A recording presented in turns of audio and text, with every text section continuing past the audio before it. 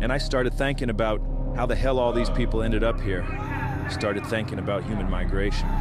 Like, how did you end up where you are? No matter who or where you are, at some point, some guy in your lineage looked around and said to himself, "This, I gotta get out of here." Packed up and went to a new place. Humans began as simple tubes.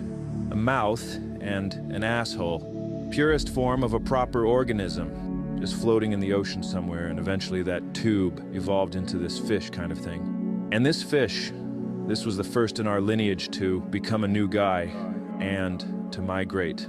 The ocean where he was all fucked up, and he looked around and said, "I gotta get the hell out of here." And he migrated out of the water and onto the land, becoming a land guy. He then somehow transformed into a little rat kind of thing with nipples.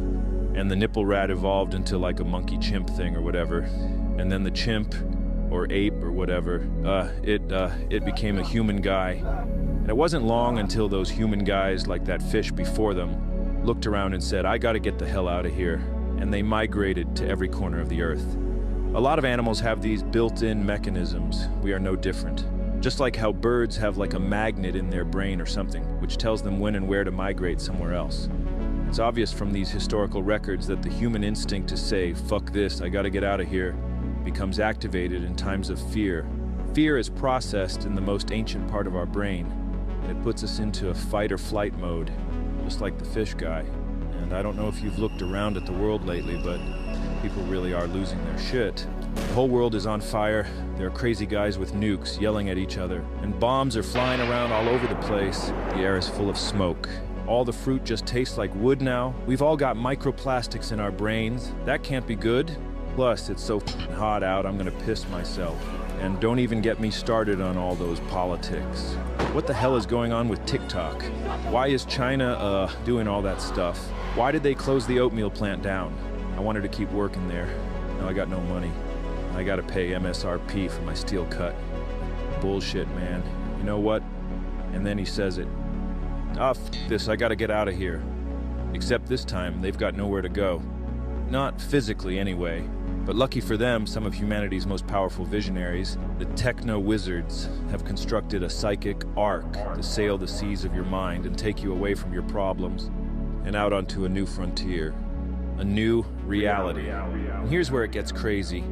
It's a reality where there is no such thing as reality. Mayans.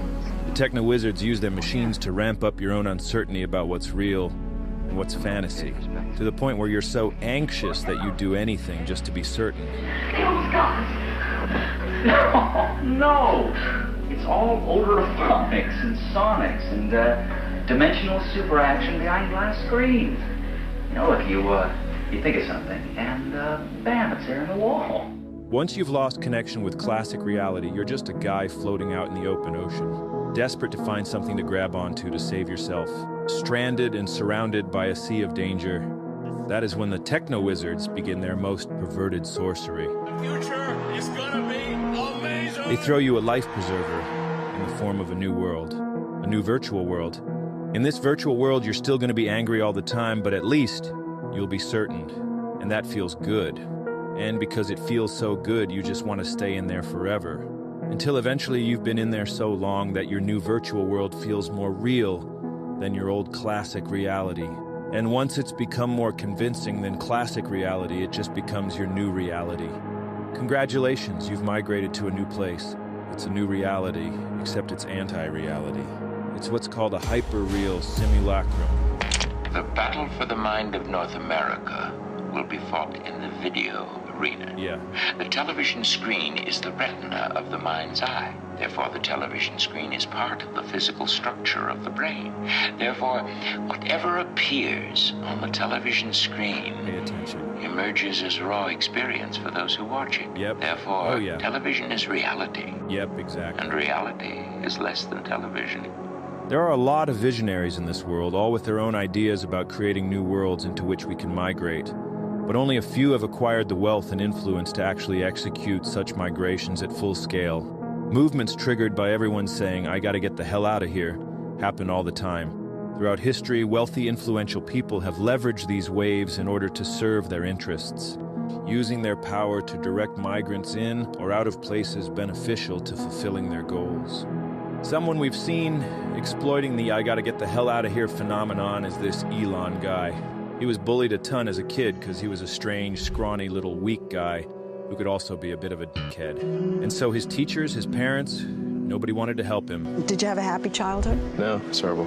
Are you serious? Yes. Why was it terrible? You were bullied at school and had a I was difficult... almost beaten to death, if you call that bullied. He was shy and awkward at school, didn't have many friends. On one occasion, Elon was pushed down a flight of stairs and beaten violently, leaving him in hospital for weeks. And if that wasn't bad enough, and this is something you'll see with almost all of these anti-reality guys, Elon had a very bad dad who left him with a dad-shaped hole in his soul. Very violent. It was not a happy childhood. My father has serious issues. When Elon received that severe beating as a kid, his father berated him and blamed him for it, made him stand for hours, called him an idiot, and told him he was worthless. Proper bad dad stuff. All these experiences made Elon internalize the belief that this world is a scary, dangerous place. Wouldn't it be nice to just get the hell out of here? Well, later in life, he acquired an immense amount of wealth and immediately began to use it to try and reconstruct reality, to cope. He put heaps of that money into trying to build this Mars colony thing, which is never going to happen, but that doesn't matter. The real point of his Martian cope is creating a virtual reality to migrate to, one where this colony thing would actually be feasible and he could actually escape the Earth and live on another planet. And that gives him hope that he could actually get the hell out of here. All this crap here, this is all just for Elon to fantasize about getting the hell out of here. Nobody is going to f***ing Mars, man. The world is still scary to this guy. He still feels like he's getting bullied when everyone online is telling him he's a loser. That's why he bought Twitter. Everyone on there was being mean, so he just bought the thing so he could control it. Pretended the millions of guys calling him a loser were just bots and trolls, so he could just kick them out and reshape the site into his own ideal version of reality, and then pretend that this simulated version of reality is reality. He wants to be a guy who's great at video games, but he's a total noob. He's the kid that would turn the Nintendo controller like a steering wheel while playing Mario Kart, while his mouth hangs open. Where I come from, we call that Thomasing, but Elon just wants to win something, and he can't play sports because, I mean, look at him. He never had the makings of a varsity athlete. So again, he uses his wealth to just pay guys who are actually good at video games to play the games for him. And then he pretends it's him playing the games. And then he got caught. There are 4 things there. And all the actual gamers all started watching him play and laughing at him. 4 things. He clearly has no idea, bro. And started playing the games himself on stream, but just got harassed the entire time and then pretended his connection dropped so he could get the hell out of there. Connection lost.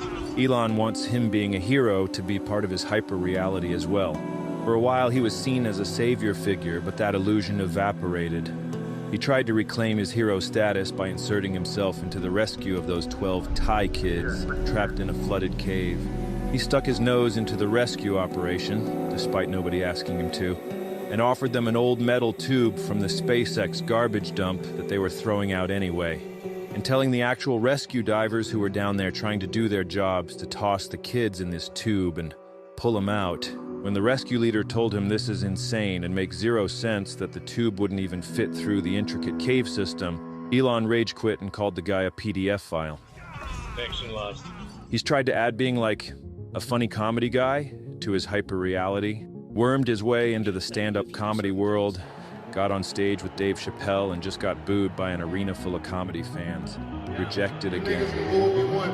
Even got into the government somehow. Started trying to cut all this funding from everything, hoping they'd give it to him instead to build more spaceships so he can get the hell out of here sooner. But the president also started bullying Elon and ended up taking away his lunch money.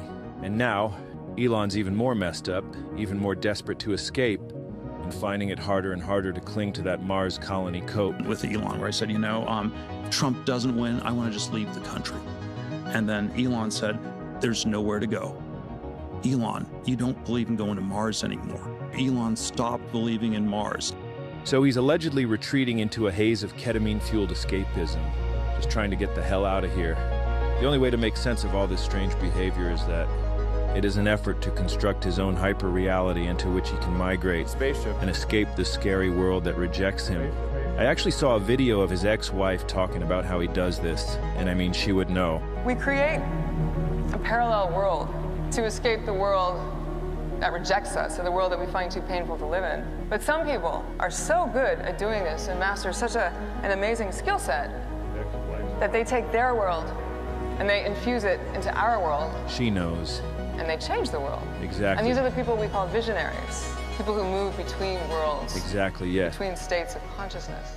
Elon learned firsthand the idea of constructing parallel worlds and hyper-realities during childhood.